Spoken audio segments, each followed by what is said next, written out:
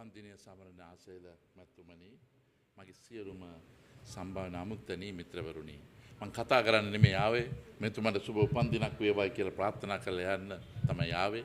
නමුත් ස්වාමීන් වහන්සේ කතා කරන ශෛලිය දැක්කට පසුව ස්වාමීන් වහන්සේ තමයි ට්‍රැක්ටර් එක මේ ට්‍රේලර් ටික අනිත් පැත්තට දන්නේ වෙන්නේ.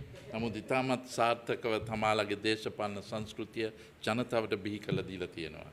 නිර්භීතව කරන දේ කැපවීමක් තුලින් ඇති කළ තියෙන දේ අලුත් දේශපාලන සංස්කෘතිය මම අගය කරනවා. අනේ නිසා තමයි මම හිතුවේ කොතරම් වෙලා ප්‍රශ්න තිබ්බත් ඇවිල්ලා ඔබතුමාත් සමග මේ උපන්දිනේ සමරලා ගරුතර ස්වාමීන් වහන්සේ කියන අනුශාසනා තුල අනිත් මම හිතන්නේ නායකයොත් කතා කරાવી.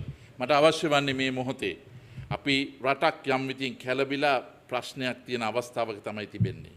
මේ දේශපාලනය මා හිතන විදිහ අරුතක් දෙන්න අවශ්‍යයි. එක අනිත් එකට බැන බැන ඉන්න එක නෙමෙයි තියෙන්නේ. රට ඉලක්කය කරලා අපි වැඩ කරන්නේ කොහොමද කියන එකයි.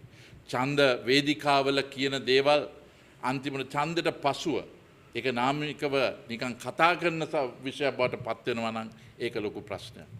ඉතින් මා හිතන විදිහට මේ අවස්ථාවේදී තාමත් අභියෝගකාරී ප්‍රජාතන්ත්‍රවාදී ස්ථාවරයකට යන මොහොතක අපි සියලු දෙනාම අත්වල් බැඳගෙන ප්‍රජාතන්ත්‍රවාදී ආරක්ෂා කරගෙන ඔබෙත් අපෙත් අනාගතය සුරක්ෂිත කරන්න කටයුතු කරන්න අවශ්‍යයි. මේක කරන්න මේ රට දියුණු කරන්න බැරි එක නෙමෙයි. ඕනෑකමක් තියනවද නැද්ද කියන එක. මම එදා ඉඳන්ම කිව්වේ මේ රටේ සංවර්ධනයක් කරන්න අවශ්‍ය නම් රටේ ආර්ථික යුද්ධය දිනන්න අවශ්‍යයි. මේ ආර්ථික යුද්ධය දිනීම තුළින් තමයි හැම දිනාටම යම් මේකෙන් යම් විදියෙන් ප්‍රතිලාභයක් ලබා ගන්න පුළුවන්. ඒක අසේල ලස්සනට කරනවා. නිර්භීතව කියන්න තියෙන දේ කියනවා.